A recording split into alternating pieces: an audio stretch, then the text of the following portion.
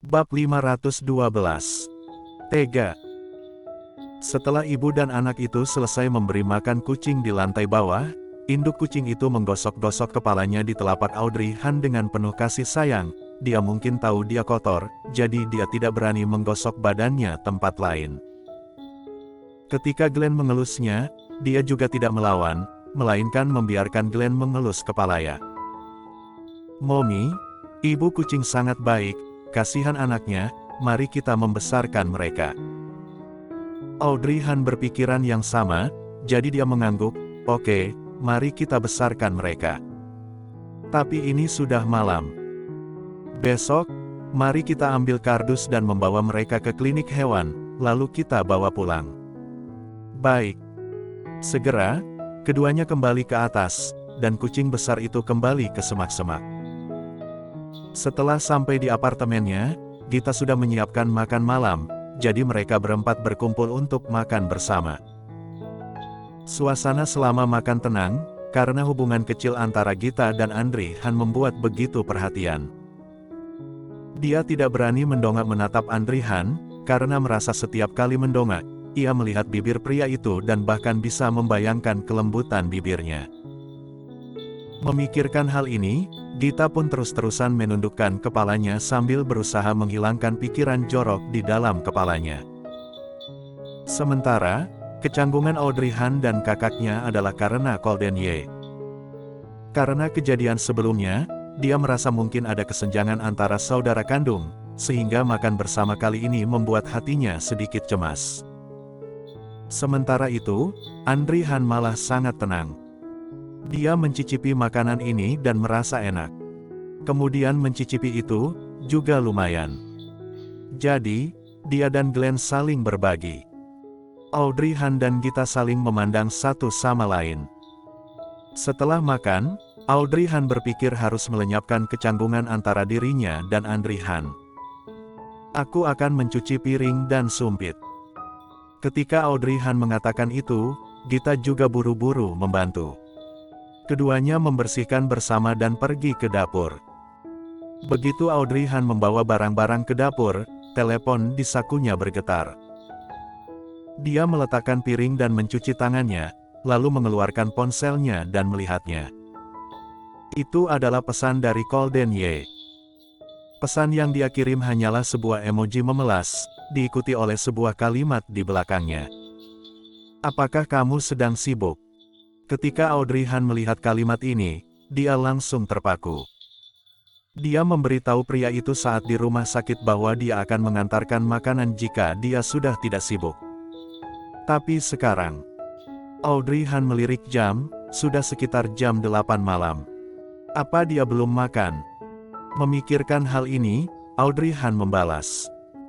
"Sekarang aku masih belum ada waktu, kamu belum makan malam." Setelah bertanya, Audrey Han baru saja akan meletakkan tangannya, dan Colden Ye membalas pesan itu dengan sangat cepat. "Belum, kapan kamu akan datang?" Melihat kata-kata ini, Audrey Han langsung melunak. Mereka sudah makan, tapi Colden Ye masih menunggunya. Jika dia tidak pergi, bukankah dirinya terlalu tega? Tetapi, sejenak kemudian, Audrey Han merasa bahwa ini adalah tipuan Colden Ye lagi. Bagaimanapun, akhir-akhir ini dia selalu mengandalkan lukanya sendiri untuk berpura-pura menyedihkan. Ada hal-hal tertentu yang bisa dia lakukan sendiri, tetapi dia tidak melakukannya, dan harus bergantung pada Audrey Han. Sekarang juga sama. Dia telah memutuskan untuk memutuskan hubungan mereka, maka ia harus tega sedikit dan tidak boleh membiarkan Colden Ye menipunya. Memikirkan hal ini, Audrey Han pun menjawab, "Aku belum ada waktu, kamu selesaikan sendiri." Setelah berbicara, Audrey Han langsung mengubah ponsel menjadi mode senyap, lalu memasukkannya kembali ke sakunya, bertekad untuk tidak melihat pesan yang dikirim oleh Colden Ye lagi. "Ada apa?" Gita bertanya dengan senyum di samping.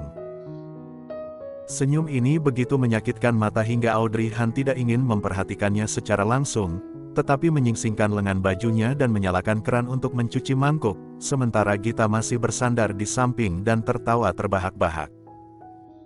Audrey Han mencibir, tertawalah lagi, percaya atau tidak, aku akan melemparkanmu ke depan kakakku.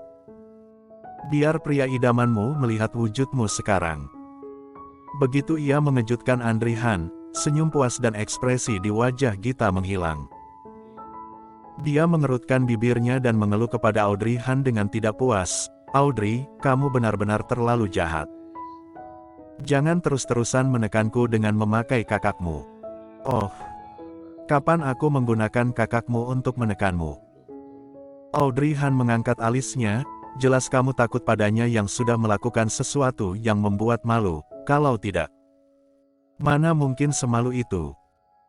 Ketika membicarakan hal ini, Gita mendengus, dan berjalan untuk mencuci piring dengan sedih dan mengikuti Audrey Han. Setelah beberapa saat, Gita tak tahan untuk bertanya, barusan Golden Ye mengirimimu pesan, iya. Mengapa dia mengirimimu pesan semalam ini? Bukan menyuruhmu ke rumah sakit lagi, kan? Lagi pula, akhir-akhir ini Audrey Han selalu pergi ke rumah sakit. Hanya malam ini saja dia tidak pergi. Audrey Han mengangguk, ya, tapi lukanya hampir sembuh. Aku tidak ikut campur lagi. Setelah merawatnya sekian lama, kamu tiba-tiba pergi. Apa dia bisa?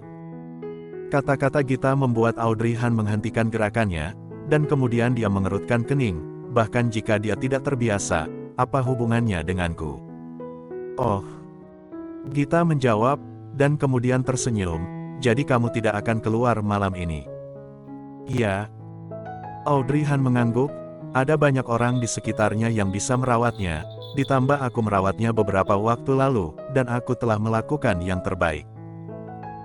Gita melihat bahwa dia bermaksud bahwa semua tanggung jawabnya telah terpenuhi, dan dia tidak berani berbicara lagi.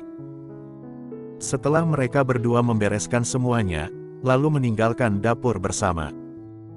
Audrey Han naik untuk mandi dan beristirahat, meninggalkan Gita, Glenn, dan juga Audrey Han di ruang tamu di lantai bawah.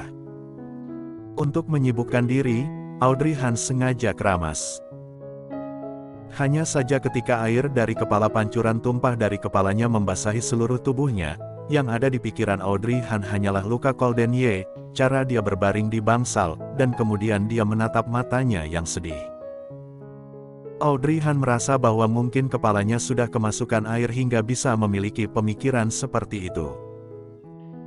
Dia menggelengkan kepalanya, membuang pikiran-pikiran ini secara langsung, dan kemudian mengambil sampo, sabun mandi dan sebagainya. Pada saat dia keluar dari kamar mandi, sudah hampir 1 jam lewat. Audrey Han melirik jam di dinding tanpa sadar, sudah jam 8:30. Dia seharusnya tidak menunggunya lagi, kan?